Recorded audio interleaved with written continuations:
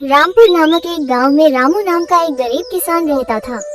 रामू मेहनती था, परंतु उसके पास बहुत थोड़ी सी जमीन थी। उस जमीन से जितनी फसल होती वो उसके परिवार का पेट भरने के लिए भी मुश्किल से ही पूरी पड़ती थी।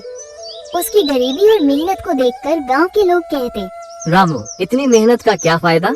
तुम्हारा भाग्य ही खराब है जो तुम इतना परिश्रम करने के बावजूद भी गरीब हो। ये सुनकर रामू थोड़ा उदास हो जाता, पर फिर भी वो मेहनत करना नहीं छोड़ता। एक दिन गांव में एक साधु आए। गांव के लोग उनकी बातें बड़े ध्यान से सुनते थे और उन्हें बहुत मानते थे। रामू भी उनके पास गया और अपनी गरीबी और मेहनत की कहानी सुनाई। साधु ने उसे ध्यान से सुना और फिर कहा, तुम्हारी मेहनत जरूर रंग लाएगी बेटा, बस धैर्य रखो और अपनी मेहनत को बढ़ाते रहो। कभी कभी हमारी मेहनत के फल का समय आना थोड़ा देर से होता है, परंतु मेहनत का फल निश्चित रूप से मिलता है। रामू को साधु की बात से थोड़ी हिम्मत मिली और वो और भी मेहनत से खेती में जुट गया।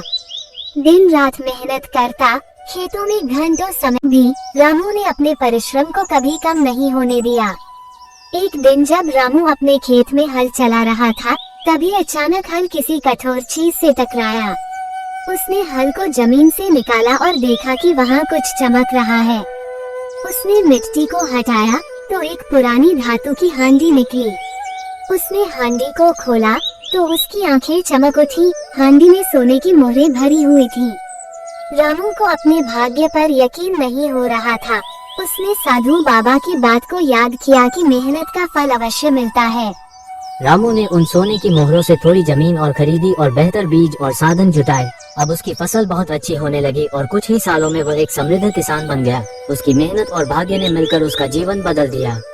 इस घटना के बाद गांव के लोग भी उसकी तारीफ करने लगे और कहने लगे, देखो, मेहनत का फल मिलता ही हो, बस धैर्य रखना जरूरी हो। रामू ने अपनी मेहनत और धैर्य से सिद्ध कर दिया कि सच्ची लगन और परिश्रम से किस्मत भी हमारे साथ चलने लगती है।